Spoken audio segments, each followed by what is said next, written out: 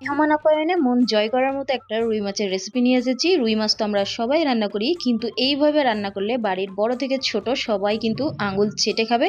আজকের পর থেকে আপনার রান্নার নাম হবে সবার মুখে মুখে। তো এই রেসিপিটা দেখার পুরো অনুরোধ রইল।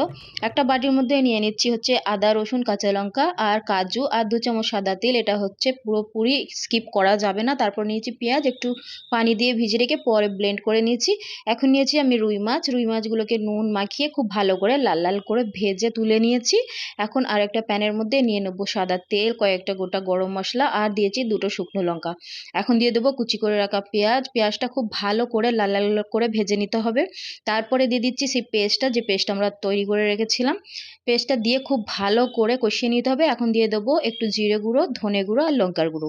এখানে কিন্তু আমি কোনো রকম হলুদ গুঁড়ো ব্যবহার করব না। খুব ভালো করে কিন্তু মশলাটাকে কষিয়ে নিতে হবে। তারপরে পরিমাণ মতো নুন দিয়ে আবার ভালো করে কষিয়ে নিচ্ছি। তারপরে অ্যাড করে দেবো হচ্ছে 2 থেকে 3 চামচ টক দই। টক দইটা কিন্তু মাস্ট দিতেই হবে, তবে কিন্তু গ্রেভিটা খেতে আরও ভালো লাগবে। তারপরে পরিমাণ মতো পানি দিয়ে পানিটা ফুটে আসা পর্যন্ত ওয়েট করব। ফুটে এলে কিন্তু মাছগুলো দিয়ে ঢাকা দিয়ে 10 থেকে 15 মিনিট লো ফ্লেমে রান্না করে নেব। রান্নাটা আমার কমপ্লিট হয়ে গেছে। এখন কিন্তু একটু ধনেপাতা কুচি দিয়ে নামিয়ে নেব। এই রান্নাটা খেতে এত ভীষণ মজার হয়, না দেখলে হয়তো আপনারা বিশ্বাসই করবেন না। দেখুন কত সুন্দর হয়েছে গ্রেভিটা।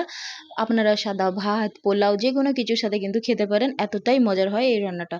তো রুই মাছ কিন্তু সবাই নর্মালভাবে তো রান্না করে খেয়েই দেখেছি, একবার এইভাবে ট্রাই করে না হলে দেখুন।